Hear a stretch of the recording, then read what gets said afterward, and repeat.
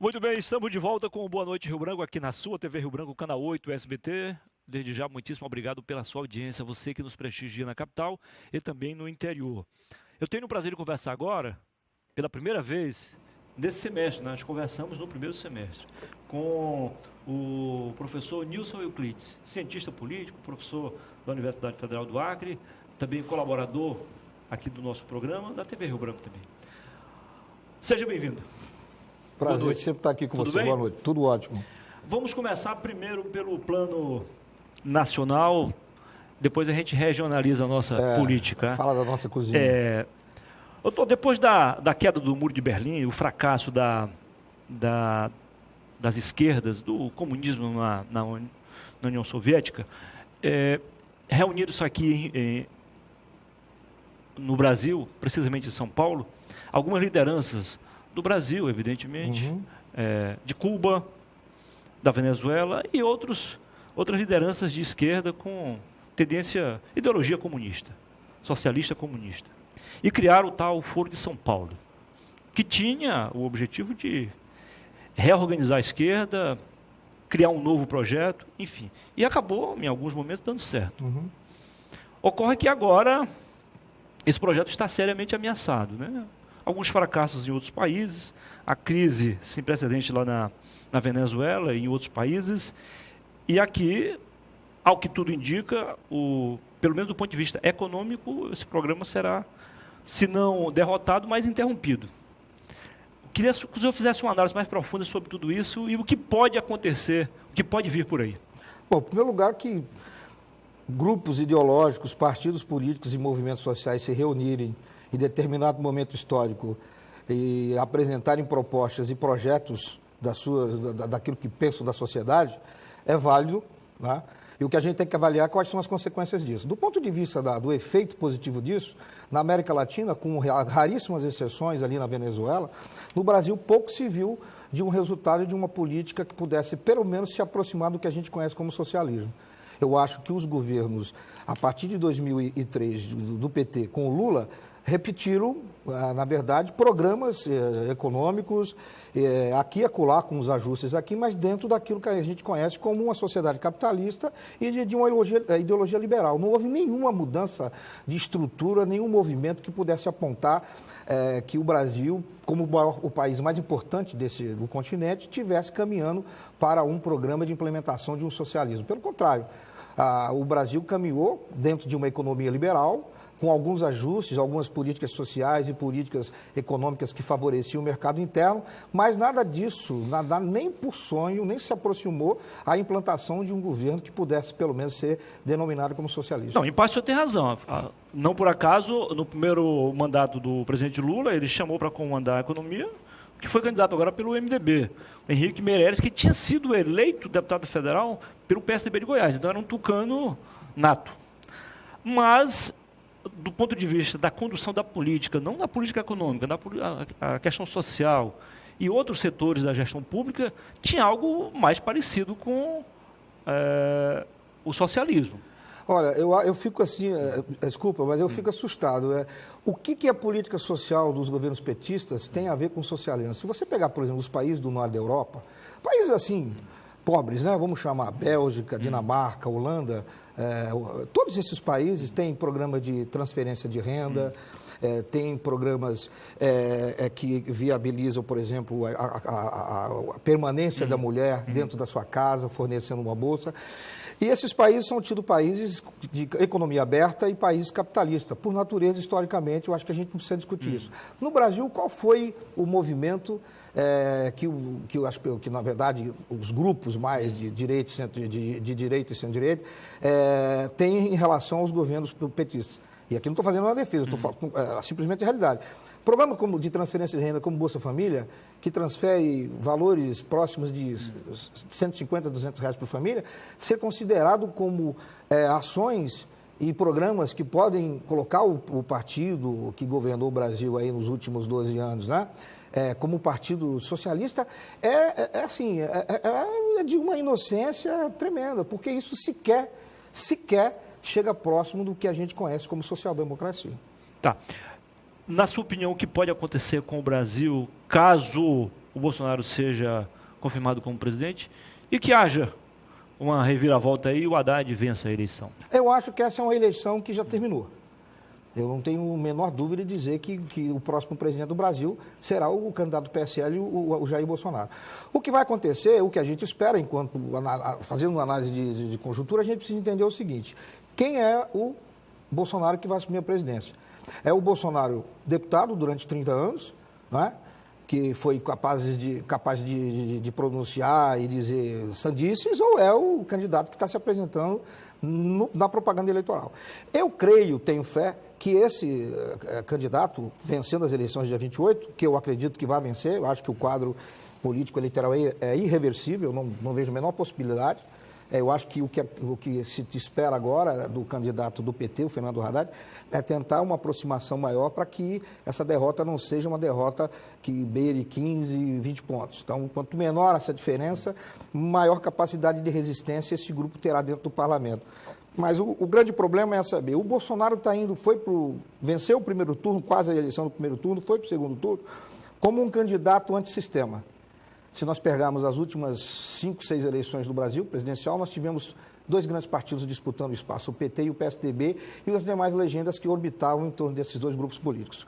O que a gente tem é o seguinte: o que o eleitor está dizendo, qual é o recado que ele está dizendo? E esse recado tem muito a ver, né, com a conjuntura econômica, social, o clamor da população em relação à questão de segurança, que eu acho que esse é o principal cerne da questão, em relação a isso. Então, os partidos que são partidos de sistema, que foram PSDB e PT, o eleitorado está dizendo que não quer mais isso. Então, ele está apostando num candidato que não é um outsider da política, porque está aí no parlamento há 30 anos, mas é um candidato que tem um discurso primeiro. Um discurso, se você pegar de todos os candidatos do primeiro turno e para identificar aquele que tinha um discurso mais antipetista original, era o Bolsonaro.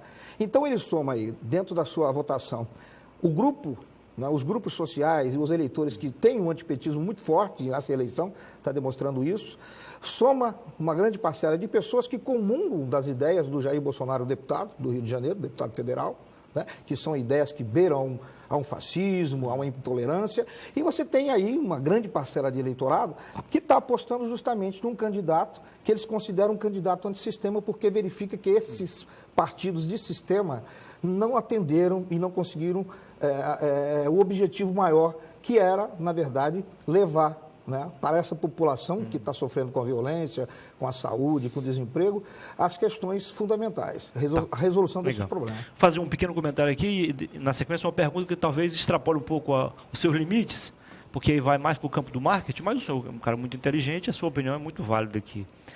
O que justifica essa votação expressiva no primeiro turno, quase venceu no primeiro, e agora mais ainda no segundo turno, se fortalecendo cada vez mais, de um candidato que, tudo bem, tem 30 anos de mandato, mas nunca apareceu como uma liderança, né? Nunca apareceu como alguém que pudesse salvar a pátria. Levando em conta que contra ele tem todo o aparelho estatal, sindicatos, associações, confederações, centrais sindicais, as 6 contra ele, batendo todo dia. Uma hora ele é fascista, outra hora ele é um cara extremamente violento, outra hora o cara que odeia índio, que detesta mulher, que quer extinguir os gays, enfim, inventa tanta coisa que... E ele continua cada vez firme, crescendo. O senhor acha que isso deve-se ao fato de a população, em sua maioria, ver nele uma arma contra a violência e o cumprimento das leis? Ou o discurso profundamente antipetista? Olha, é um conjunto de tudo. Eu considero a candidatura do Bolsonaro, a eleição, a vitória do Bolsonaro é como um acidente de avião. Nunca tem uma explicação só. Nunca é uma turbina. São vários fatores. São vários fatores de tempo, de material falha humano, falha humana. Então, você junta tudo para você explicar um acidente de avião para você. Ninguém, o avião caiu porque a asa quebrou. Não, tem todo um histórico aí. Eu acho que essa eleição mostra uma coisa. Nós estamos entrando num período que as eleições, o processo eleitoral, ou seja, a busca por voto, vai mudar drasticamente. Os meios convencionais de propaganda, eles já não funcionaram. Essa eleição ficou muito presente isso. Então, nós estamos recebendo informações de empresas especializadas em trabalhar com redes sociais. Eu acho que o grande mérito dessa eleição, por parte do Bolsonaro, é a equipe dele ter sacado diferentemente das outras, da importância das redes sociais e ter trabalhado muito forte nisso. Ou seja, as pessoas hoje não estão mais se convencendo em votar no Bolsonaro porque ouviram uma denúncia na televisão ou porque um jornal ou uma revista falou. Elas estão, na verdade, construindo esse processo de eleição, ou seja, a decisão do seu voto, muito mais por influência desses grupos de mídias, da família, das igrejas, das associações. Então, à medida que essas redes sociais foram potencializadas na campanha do Bolsonaro, inclusive com muita notícia falsa, e aí de ambos os lados, né, você tem aí, na Pelo verdade... que o senhor tem acompanhado, quem mais lança o chamado fake news? A campanha do Bolsonaro está bem à frente. Mas é uma questão fundamental também, quando a gente fala, por exemplo, a grande mídia e os sindicatos, a conjuntura hoje, ela mostra nessa eleição que essas instituições já não são mais capazes de mobilizar a sociedade. Elas não são mais capazes de mobilizar a sociedade. A sociedade hoje está se mobilizando por outros instrumentos, as novas tecnologias de informação, e como é que a gente vai lidar com isso, que eu acho que é o dado fundamental para as próximas eleições. Como é que os partidos, depois dessas eleições, vão lidar com essas novas tecnologias? Abrindo parênteses aí, o senhor acha mais importante nesse caso instrumentos ou motivos de um crescimento ou de um fracasso? Olha, o instrumento só pode ser utilizado se você, obviamente, tiver alguma causa, né? É claro que o ambiente político favorece, entendeu, uma candidatura pró-Bolsonaro. Você não pode discutir com a realidade, não pode brigar com a realidade. Então, essa sensação de insegurança e o discurso de que somente uma autoridade forte, suficiente, independente e suficiente é capaz de frear esse processo de violência que está instalado no país, tem todos os, digamos, os predicados para se potencializar nas redes sociais. Agora, é preciso tomar muito cuidado também. Quando a gente diz que toda a mídia, que todos os sindicatos estão contra o determinado candidato, ou acusando de A, B ou C, de posicionamentos radicais ou não, a gente tem que entender que ele ajudou muito a construir esse ideário. Você acha que quando... Entendeu? O problema é que nós estamos num momento, Você acha que quando a dose é excessiva demais, acaba tendo efeito contrário? E tem muita gente que acha que a radicalização é a solução, o que eu acho extremamente complicado. Nem de lá, nem de cá. Nem de lá, claro, nem de lá, nem de cá. Mas essa eleição também está mostrando uma coisa, isso não é só no Brasil. Aliás, o Alckmin tentou fazer esse contraponto, mas não foi compreendido. Mas é por quê? Porque essas vozes da direita já não encontro mais nas candidaturas, por exemplo. Ele falava do discurso do ódio e do... E o Meirelles também disse, olha, eu não sou nem um candidato que é contra o PT, nem que sou a favor do PT. Também não funcionou. Não funcionou. Agora, um outro detalhe. Se ela está no ímpeto mesmo do jornalista, questão de justiça social, eu respeito, inclusive, a opinião da maioria dos cientistas políticos, mas a cada ano que passa, a cada eleição, eu acabo me convencendo de que a opinião que eu tinha há 30, 20 anos, de que nem sempre programa ou projeto de governo surge efeito positivo, essa agora, por exemplo, Bolsonaro tinha menos de 20% de tempo na TV. Aí, ele não tinha nem tempo para mal dizer o nome dele e o número. Então não tinha programa de governo, não tinha programa de governo, não tinha proposta. Não tinha marketing. E nem dinheiro para marketing. O que explica tudo isso? Há 30 anos atrás você não tinha a realidade que você tem hoje. Tá? É o que eu estou te dizendo. As campanhas eleitorais, a partir dessa eleição, elas vão ter que mudar. Debate na televisão, tempo de televisão já não significa quase que absolutamente nada. Aliás, o debate, quem vence o debate, normalmente perde a eleição. Então, vejam bem, mas o ambiente político, isso a gente não deve comemorar.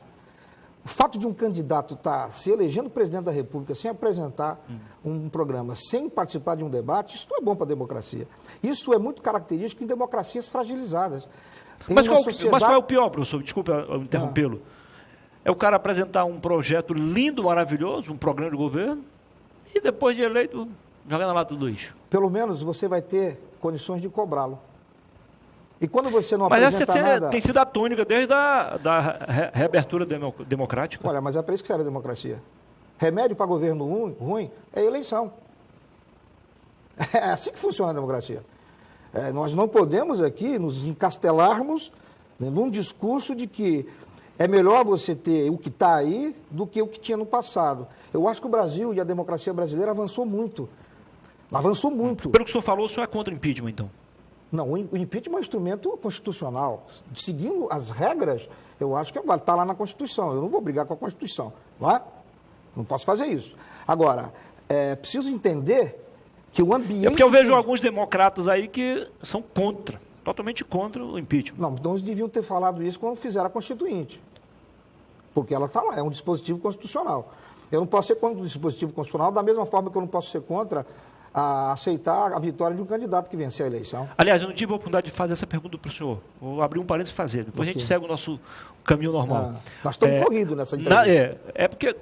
Mas tem mais um bloco, tá? O senhor é especial, tem mais um bloco. Foi golpe ou não foi golpe, na sua opinião? Olha, o impeachment? Eu acho, do ponto de vista da legislação, não. Você pode entender como golpe que houve um movimento, houve uma conspiração dentro do parlamento para se construir um ambiente para que a presidente Dilma caísse. Isso é uma teoria, é uma questão. Que você construir um ambiente artificial, você vai aos poucos desautorizando, fazendo com que a presidência perca a base para você construir um estado, digamos, de coisas para que o impeachment seja inevitável. Agora, do ponto de vista do trâmite, do rito constitucional, não. Concordo com o senhor. Só que a maioria dos cientistas políticos, nesse particular, eles discordam, a maioria discorda dos operadores do direito. Para a maioria dos advogados, o impeachment não precisa de ter povo na rua, não precisa ter legitimidade, precisa ter um motivo. O quê?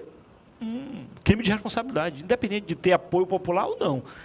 Para remédio contra crime de responsabilidade é o afastamento, é o impeachment. Você não pode esquecer que durante o processo de impeachment, isso dá margem, isso você vai ter textos e mais textos contando sobre isso. Porque não é um julgamento jurídico, é político. Mas ele é um julgamento político, mas tem fundamento jurídico. Sim, tem que ter o fundamento jurídico. Tem que ter crime de responsabilidade. Claro. A questão que se discute se houve ou não crime de responsabilidade. Tá? Considerando, aí nós vamos entrar nessa discussão do impeachment, que eu acho que já é página virada. A questão do direito no Brasil é quase perfeita, que nos permite essa questão. É ou não é? Questão de interpretação. Foi ou não foi? Mas que bom que seja assim, porque se não fosse assim seria dogmático. E se for dogmático, aí você vai cair naquela coisa, né? Aí você vai consultar os textos sagrados. O direito serve para isso, para ter o contraditório, para ter a interpretação plural. Mas eu acho que tem gente que estuda, se qualifica para fazer o chamado desconstrução. Não é, e aí apresenta uma série de motivos que, se o cara também não se inteirar, diz, bom, ele tem razão. Mas é para isso que serve a democracia. Os gregos eu acompanhava os debates, muito isso. A Globo sempre fazia, pelo menos uma vez por semana, um debate. 2 contra, 2 a favor, um contra, 1 a favor. E eu ficava assim impressionado com o discurso dos caras defendendo o não impeachment.